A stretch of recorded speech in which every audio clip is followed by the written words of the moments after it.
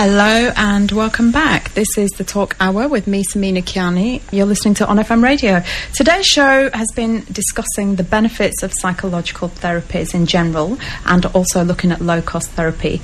Let me know your thoughts on all of this. Email studio@onfmradio.co.uk, or you can post a comment on our Facebook page, or you can Twitter at OnFM Radio. Still with me is Joan Baxter, CEO of WPF Therapy. Joan, thank you for staying around to talk to me.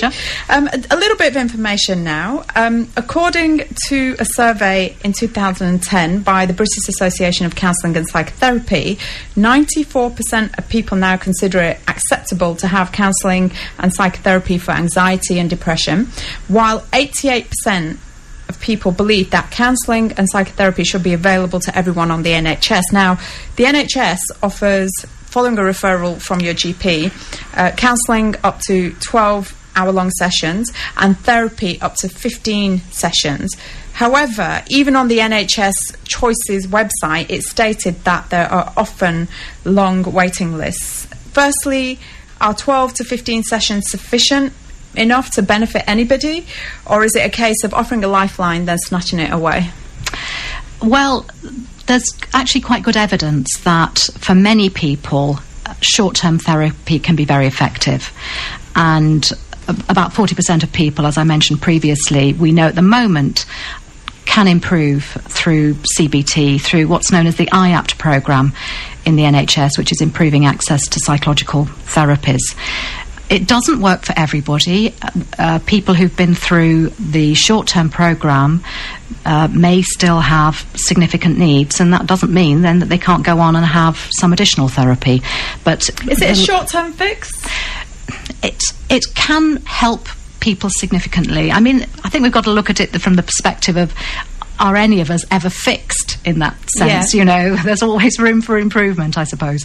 But if somebody is highly anxious, if their psychological difficulties are getting in the way of them getting out to work, getting in the way of them, getting up in the morning, leading a normal life, then they need help. And the fact that that help is available on the NHS is a tremendous improvement on, what the situation that we had previously. Government is putting a lot of money into this. There's a rollout programme, so it's not available that readily in all parts of the country at the moment, but the intention is that it will be. And I would say it's a really good... That's a pledge by the government? Yeah, and I would say that it's a really good start. But it doesn't answer all of the problems, and some people need longer-term therapy, and some people would prefer to have a different kind of therapeutic intervention. So what happens if you've had your 12 or 15 sessions on the NHS and you feel like you need to continue with it? What happens next? What's the next step? Well, I guess people have the same choices that anybody has, which is you can go back and talk to your GP about how you're feeling and what you'd like to happen next, and get your GP's advice, or you can seek out therapy for yourself. And there are organisations like mine, there are other organisations in the voluntary sector. There are also a lot of counsellors and psychotherapists practising privately. So would you get a referral from your GP? Would the GP have a list of therapists on their books? It's highly likely they would have. Some GPs actually have their own counsellors available as well. Oh, so you get the NHS sessions and then they would refer you to one of their own? Well, that would be for the GP to consider. Right. I think the first step would be for the individual to talk to their GP. About a quarter of people who come to us at WPF Therapy do so on the recommendation of their GP. Another proportion of people are recommended to us by psychologists, counsellors, including GP counsellors. Right. The majority of people come to us on the recommendation of friends and family. And then an increasing number of people come to us through the internet. Of course, which is a great source these days. If you need help, you can turn to the internet if you want to keep it private and find something for yourself. It is, and I think it's really good advice for people to do a bit of research. And particularly if they've had a form of therapy, they know what how they benefited from that therapy. They know if they would like something else, something different. And the internet is enormously helpful now in enabling people to learn about the different therapies that are around. And perhaps see what might suit them better, because then you get an idea before you actually go contact someone. That's right. That's absolutely right. WPF Therapy is one of the charities who participated in the We Need to Talk campaign. Can you tell us a bit about that and what the mission of the campaign was? Because, of course, this happened up to the general election. That's right. I mean, there has been a growing recognition by the previous government as well as this government that mental health is key to so many other outcomes that are important for people. There was a report written by Lord Layard of LSE, who's an economist, called the Depression Report a few years ago, where he actually made the economic case for spending more money on therapy because, I think it's over £1 billion a year is the cost of mental health problems. That's not just what the NHS has to spend on looking after people with mental health problems. It's also loss of productivity, people on sickness benefit, and so on and so forth. So government recognise that it's really important to provide mental health support, and patients, people who've been getting mental health support from the NHS over the years have complained that there hasn't been enough talking therapy, that actually there's been too much reliance on drug therapy, not enough opportunity to talk to people at an early stage as well. So the stakeholders, if you like, the people who have an interest in people's mental health, got together, campaigned. I don't think government needed too much persuasion. Well, if you can offer cuts in funding long-term or spending, I'm sure they will be all ears. That's right. But I think the problem is investing up front in sufficient therapy for everybody whilst you're keeping the rest of the NHS going, and there's that huge issue. I mean, there's so many different things that the NHS can spend its money on.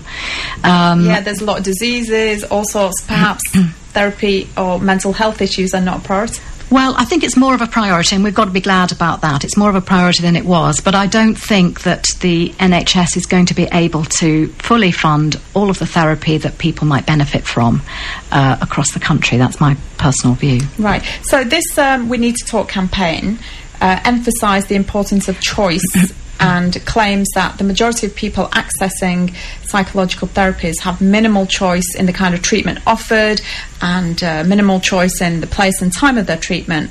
Why is choice so important?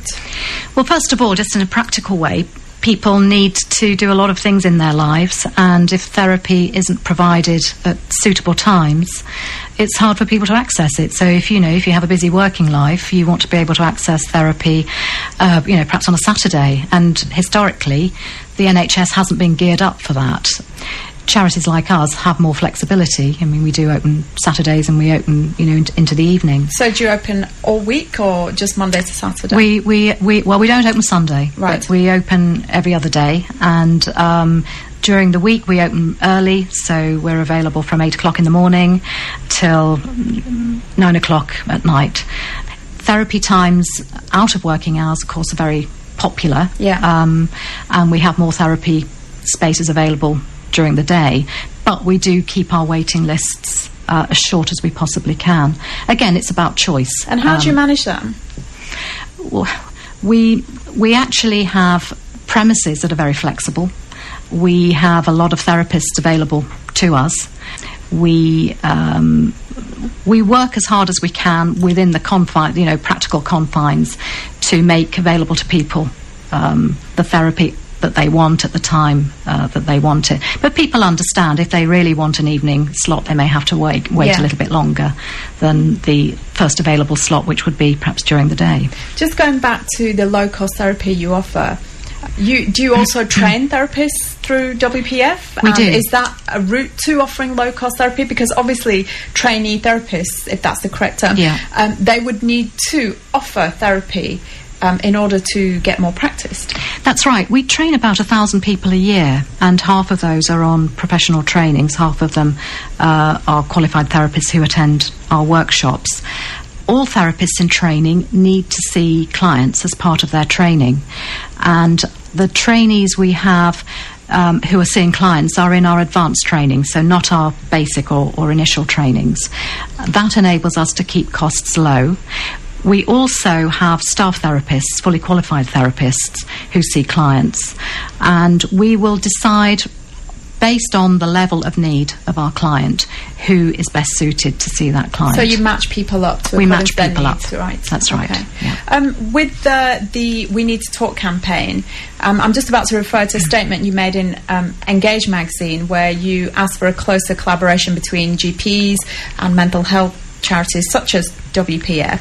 Do you feel the We Need to Talk campaign achieved any of that, or do you feel you need to do something else in order to achieve that? No, I think the We Need to Talk campaign is, I mean, it's still running, and I think it's still very influential. My comment about GPs really was because, we're getting changes in legislation about health, and GPs are going to be important commissioners of mental health services, and they don't always know the full range of what's available. At WPF Therapy, we are definitely part of the mental health economy. We're providing. Actually, what we're providing, both in terms of training and therapy, is at no cost to the public purse. We provide very good quality training. So it's really a message to GPs to look a little bit further than the traditional sources of therapy through the NHS, the big mental health trusts and so on, that we do have charitable providers who offer low-cost therapy that is of very good quality. Do you think that'll happen? Because GPs are under a tremendous strain anyway with the many things they have to deal with, and for them to go out and research further to offer more choice to their clients, do you think that will happen? Well, GPs, I believe from what I read, GPs across the country are positive about taking over the commissioning role for mental health as well as other needs of patients. And I guess I'm just trying to remind GPs that, voluntary sector organisations exist. There may not have been the channels previously for GPs and other providers to have the kind of conversations that they need to find out the full array of what's available. So it's really just to say, let's get together. I mean, in a borough where we have a good conversation with local commissioners, there's going to be an engagement day quite soon, where local providers, whether they're commissioned by the NHS or not, are going to get together and help to shape the commissioning strategy. So that's a very good positive move. Okay, just going back to WPF, you have projects and specialities such as working with young adults, with people who are living with illness, and carers. Can you elaborate more on this? Yes, we have a long history of developing our expertise in working with people with long-term health problems. The reason is that we know that physical health issues do impact on people's mental health and vice versa. And as a charity, it's our mission to enable access to therapy to people who might otherwise find it quite difficult. Right. We know that certain groups are at particular risk of developing mental health problems. Actually being poor, having low incomes is a risk factor. So what we're doing is we look at our demographic, we look at who comes through the door, who self-refers, and we identify who we're not seeing, in quite the numbers we would expect. And then we think about how we can meet their needs. So we've had a project working with the London Borough where they'd identified carers as being a risk group. It fitted really with our mission, and we've been doing some work with them, similarly with older people.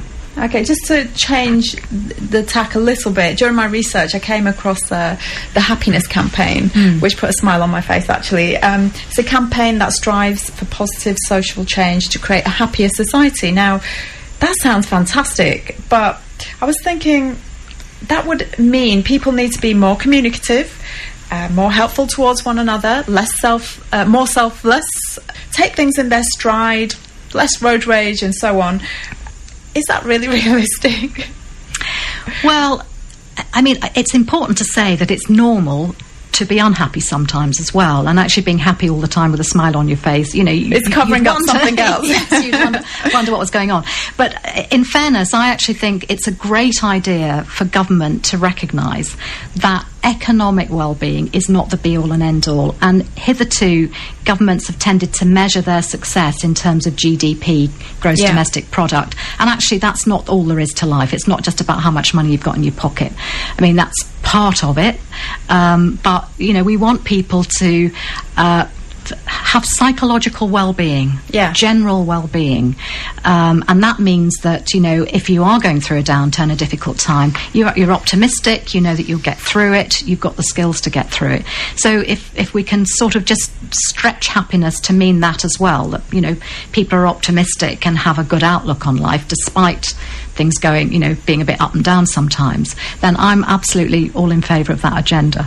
That's great. Well, Joan, it's been really good talking to you today. Thanks for coming in and shedding light on the world of psychological therapies. Our Facebook page will have a link to WPF Therapy for our listeners if they want more information. So thank you for now. I appreciate it. Thank you very much, Samina, for this opportunity.